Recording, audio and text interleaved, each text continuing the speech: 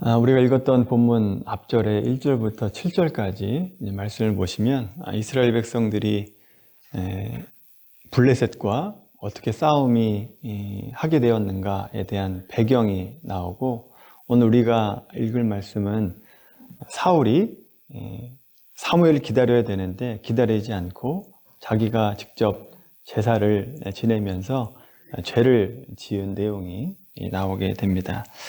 왜 사울이 사무엘을 기다리지 못하고 자기가 직접 제사를 드렸는가? 그 이유를 살펴보면 지금 사울이 싸워야 되는 대상, 블레셋은 호락호락한 상대가 아니었기 때문에 그렇습니다.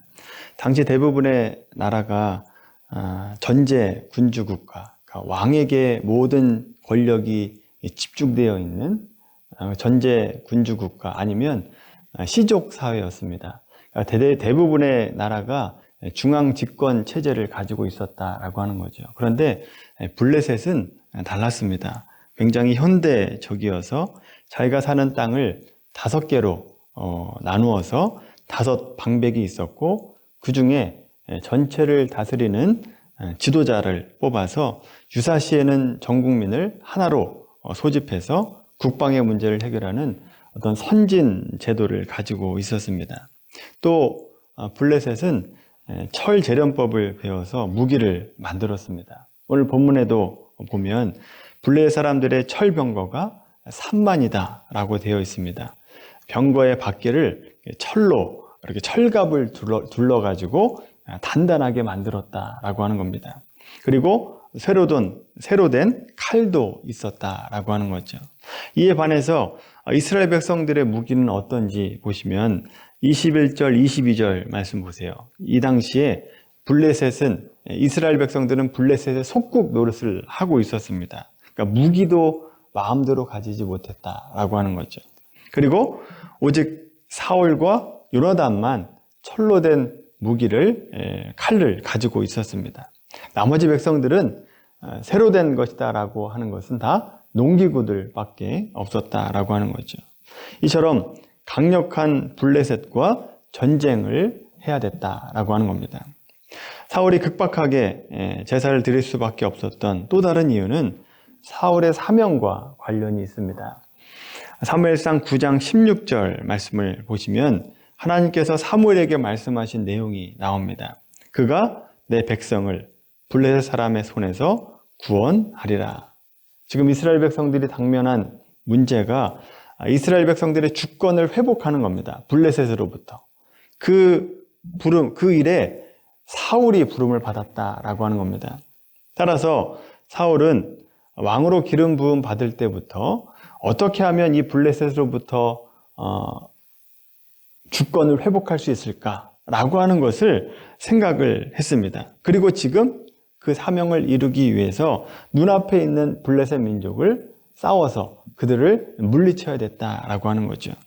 자, 그런데 지금 사울의 현재 상황을 보십시오. 상대는 병거가 3만이고 기병이 6천 명입니다. 그리고 군사가 해변에 모래알같이 많았다라고 얘기합니다. 이에 비해서 이스라엘 백성들, 지금 사울에게 모여있는 이스라엘 백성들은 어떤가 하면 지금 겁에 질려서 도망을 갑니다. 그리고 남아있는 자들도 두려움에 떨었다라고 얘기하죠. 빨리 하나님께 제사를 드리고 지금 전쟁을 해야 되는데, 사무엘상 10장 8절에서 사무엘이 자신에게 한 말은 기억하고 있었습니다. 사울이. 그 명령이 무엇인가 하면 사무엘 자신이 길갈로 가서 번제와 화목제를 드리고 내가 행할 것을 가르칠 때까지 7일 동안을 기다리라 라고 한 명령은 기억하고 있었다라고 하는 거죠. 이 명령을 기억하고 길갈에서 기다리고 있는데 사무엘이 오질 않습니다. 7일 동안 기다려도. 그리고 7일 동안 기다리는 동안에 나머지 백성들이 뿔뿔이 흩어져서 남아있는 사람들은 600명 정도밖에 없었다라고 하는 거죠. 사울이 보니까 이렇게 다 흩어지고 나면 도저히 싸움에서 이길 수 없다라고 생각을 했던 겁니다. 600명도 모자란데 더 흩어지면 도저히 승산이 없다라고 생각을 했던 거죠. 그래서 흩어지는 백성들을 모으기 위해서 사울은 사무엘을 기다리지 않고 자기가 직접 번제와 화목제를 드립니다. 그런데 얄궂게도 그 제사가 끝나자마자 사무엘이 도착을 하게 됩니다. 그러니까 제사를 드리는 동안만 기다렸다라고 한다면 사무엘을 만났을 텐데 그 시간을 기다리지 못하고 자기가 직접 제사를 드리게 되죠. 이 장면에서 사울의 죄가 무엇인가 크게 두 가지 의견이 있습니다. 첫 번째 의견은 얼마 전까지 베냐민 지파의 기브아에 살던 어떤 농촌의 한 청년이 제사를 드리는 것은 합당하지 않다라고 하는 의견입니다. 그러니까 드릴 자격이 없는 사람이 제사를 드렸다라고 하는 거죠. 레위 지파가 아닌 사람이 드렸다라고 하는 것이 문제라고 하는 겁니다. 사울은 그리고 순전히 자기의 안녕과 정치적인 목적에 의해서 제사를 드렸다라고 하는 것 때문에 사울의 죄가 된다라고 하는 의견입니다. 그런데 당시에는 어떤 긴급한 일로 불가피할 때에는 가장이 자기 가족을 대표해서 제사를 드리기도 했습니다. 그래서 자격이 없는 사울이 제사를 드린 것이 사울의 죄다라고 하는 것은 약간 그 의견이 좀 부족하다라고 볼 수 있습니다. 두 번째 의견은 이런 겁니다. 사울이 사무엘을 기다리라고 하는 명령을 어겼다라고 하는 겁니다. 말씀의 문맥상으로 보면 이 의견이 더 합당해 보입니다. 사무엘상 10장 8절에서 보시면 사무엘이 사울에게 준 명령이 두 가지로 나눠 볼 수 있습니다.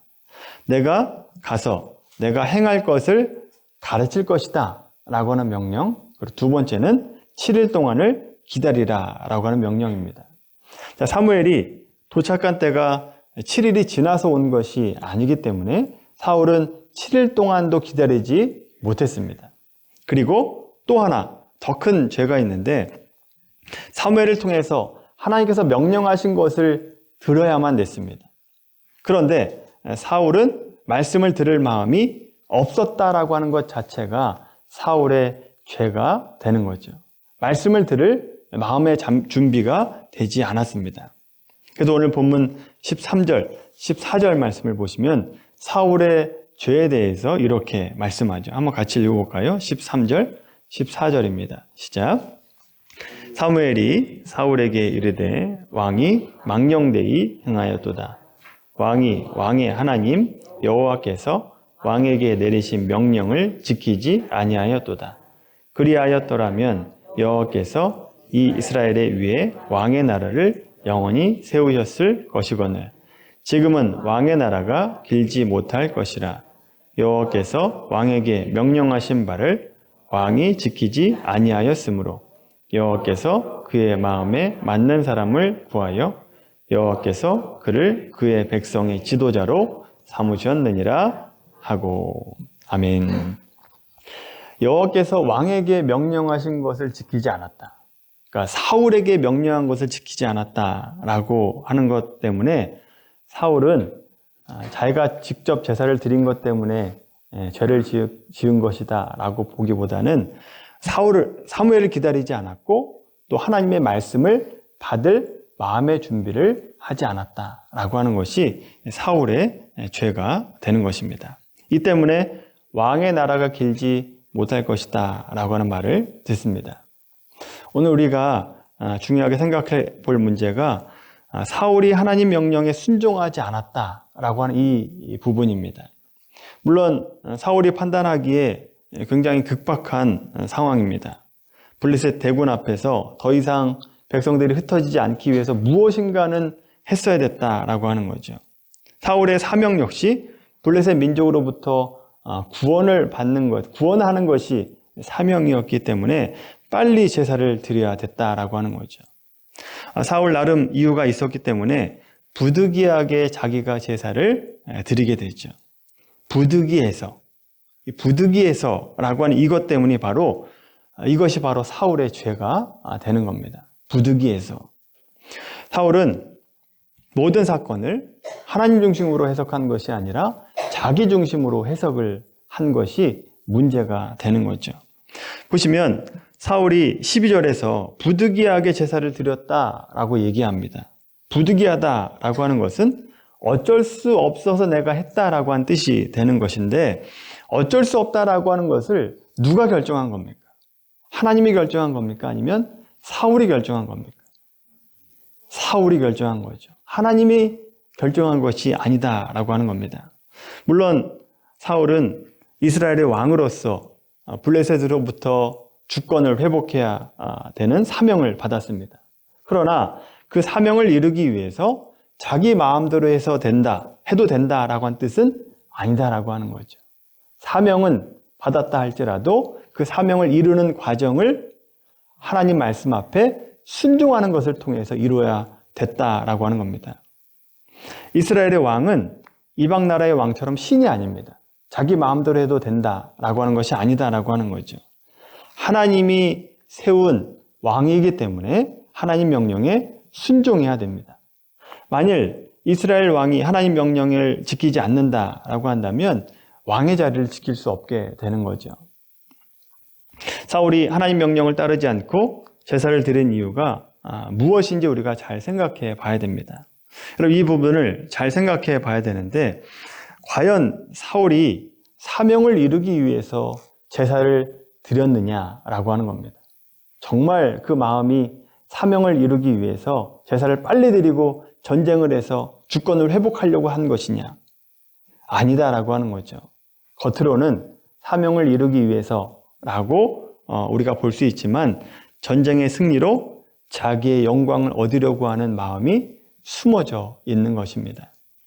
하나님의 명령보다 전쟁의 승리로 자기가 영광을 차지하고 그것이 목적이 되었기 때문에 제사 드리는 것을, 자기가 제사를 드리고 이스라엘 백성들의 신앙심을 발동시켜서 흩어지지 않도록 모으려고 했던 것이 이 속에 감춰져 있는 사울의 죄가 되는 것입니다. 하나님의 백성은 모든 신앙적인 행위를 통해서 하나님의 주권과 영광이 드러나야 되는데, 단지 신앙적인 행위를 동원해서 자기 유익을 추구하려고 했던 것이 사울의 죄가 되는 거죠. 여러분, 이 문제는 오늘날 그리스도인들이 신앙생활하는 것 속에서 늘 있는 시험이다라고 하는 것을 기억해야 됩니다. 우리가 자주 걸려 넘어지는 시험 중에 하나가 되는 거죠. 우리가 하나님께 아무리 열심히 있는 모습을 보인다 할지라도 하나님 말씀에 순종하지 않는다라고 한다면 그것은 죄가 된다라고 하는 것을 기억하셔야 됩니다. 죄를 지어서 하나님 관계가 깨어지게 되면 우리는 인간적인 생각과 행동이 나올 수밖에 없기 때문에 죄로 치닫는 삶을 살 수밖에 없습니다. 고린도후서 1장 말씀을 한번 찾아보겠습니다. 고린도후서 1장 말씀.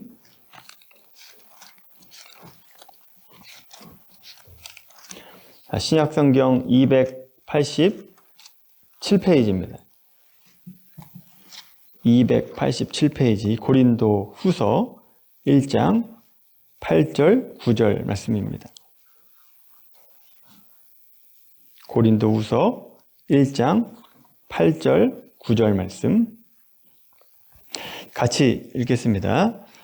형제들아, 우리가 아시아에서 당한 환난을 너희가 모르기를 원하지 아니하노니 힘에 겹도록 심한 고난을 당하여 살 소망까지 끊어지고 우리는 우리 자신이 사형 선고를 받은 줄 알았으니 이는 우리로 자기를 의지하지 말고 오직 죽은 자를 다시 살리시는 하나님만 의지하게 하심이라. 아멘.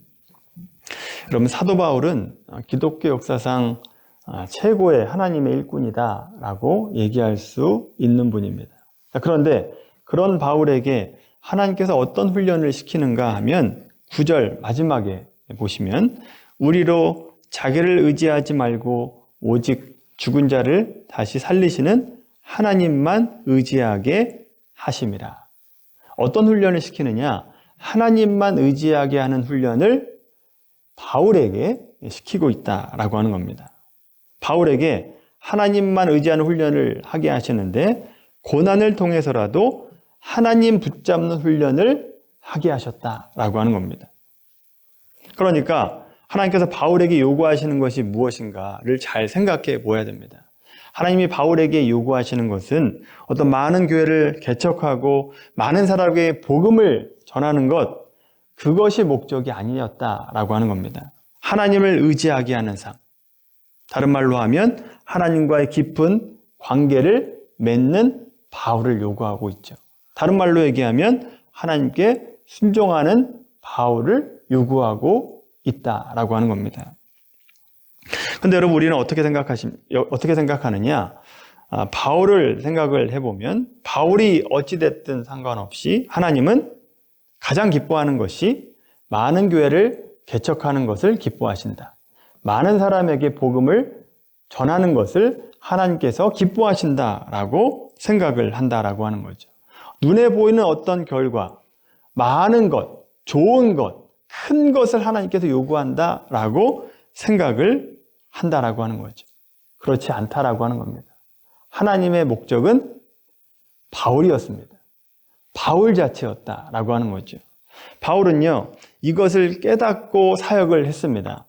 그래서 고린도전서 9장 27절에 보면 내가 내 몸을 쳐 복종하게 함은 내가 남에게 전파한 후에 자신이 도리어 버림을 당할까 두려워함이로다 라고 고백을 하고 있죠.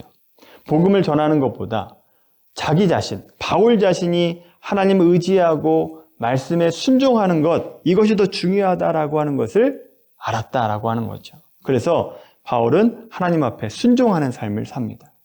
그런 삶을 살았다라고 하는 거죠. 마찬가지로 하나님께서 우리에게 요구하시는 것은 어떤 많은 헌금을 요구하거나 무조건적인 헌신을 요구하는 것이 아닙니다. 하나님께 많이 드리면 하나님이 기뻐하실 것이다 라고 하는 생각은 전형적인 인간적인 생각입니다. 세상적인 생각이다 라고 하는 거죠. 하나님께서 우리에게 원하시는 것은 하나님의 백성된 자들, 우리가 세상과 타협하지 않고 말씀에 순종하는 삶을 살기를 원하십니다. 부득이해서 그랬습니다. 어쩔 수 없어서 그랬습니다 라고 하는 핑계 말고 하나님께서 명령하신 대로 순종하는 삶을 원하신다라고 하는 거죠.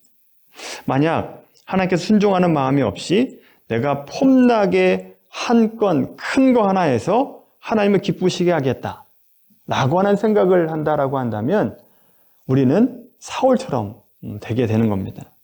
하나님은요, 큰 거 한 건 그거를 요구하는 게 아니라 매일매일 작은 일에 순종하는 삶, 그것을 우리에게 요구하십니다.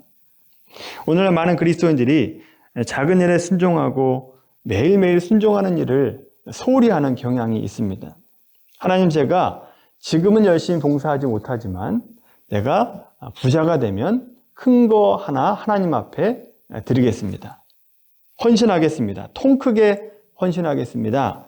이런 생각을 가지고 지금 해야 될 마땅한 일들을 뒤로 미루는 분들이 얼마나 많은지 모릅니다.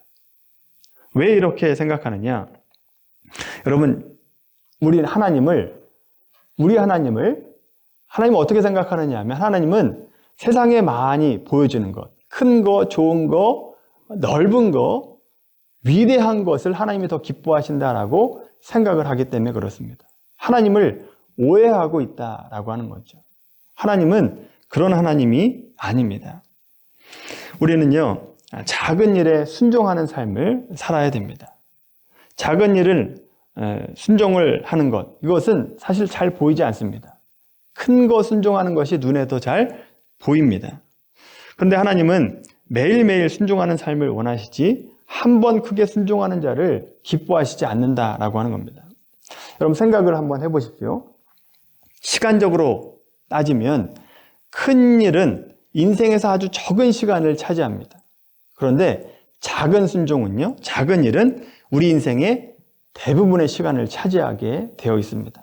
예를 들어서 오늘날에 보면 큰 돈을 헌금해서 해외에 지교회를 건축하시는 분들이 있습니다. 물론 선한 뜻으로 하는 분들을 다 싸잡아서 뭐라고 하는 것이 아닙니다. 예를 들어서 그렇다라고 하는 것이다 라고 하는 것을 여러분 감안을 하시고 들으십시오. 여러분, 시간으로 따지면 해외 지교회를 짓기 위해서 헌금하는 그 시간은 아주 짧은 시간이죠. 굉장히 짧은 시간입니다. 근데 그 돈을 벌기 위해서 땀 흘리는 시간은 길 수밖에 없습니다. 헌금 드리는 시간보다 훨씬 더 긴 시간을 그 돈을 벌기 위해서 우리가 수고를 해야 되죠. 근데 만약에 해외 지교회를 건축하기 위해서 헌금을 모으는 그 시간을, 그 대부분의 시간을 하나님 말씀에 순종하지 않고 이웃들에게 인색하게 굴었다라고 한다면 그 삶을 하나님께서 기뻐하시겠습니까? 그 삶을 정말 하나님께서 기뻐 받으시겠느냐라고 하는 겁니다. 수많은 불순종들, 수많은 사람들에게 인색하게 군 것, 그것이 한 번의 선행으로 씻을 수 없다라고 하는 거죠. 여러분, 하나님께서 우리에게 원하시는 것은 큰 일을 원하는 것이 아니라 작은 일에 순종하는 자를 원하십니다. 오늘 본문에서 사울은 전쟁에서 승리라고 하는 큰 일에만 관심을 가졌습니다. 내가 승리해서 이 나라를 회복시켜야 되겠다. 그것에만 관심을 가졌지 작은 일에 순종하는 것을 잊어버리고 살았다라고 하는 거죠. 순종하는 일을 하지 않게 됩니다. 그래서 왕의 역할을 시작하자마자 왕의 나라가 길지 못할 것이다 라고 하는 시한부 판정을 받게 되죠. 여러분, 우리 미랄교회 성도님들 모두는 작은 일에 순종하는 자가 되기를 바랍니다. 비록 사람들이 알아주지 않을지라도 하나님께서 나를 지켜보고 계신다 라고 하는 믿음을 가지시고 작은 일에 순종할 때 하나님은 큰 일도 감당하게 하신다라고 하는 겁니다.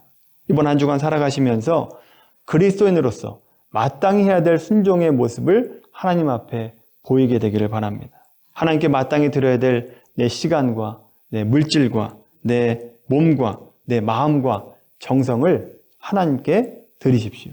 작은 거 하나라도 드리시길 바랍니다. 그 삶을 하나님께서 기뻐 받으시고 흡족해 하신다라고 하는 것을 기억하면서 작은 일에 순종하는 우리 모두가 되기를 예수님의 이름으로 간절히 축원합니다.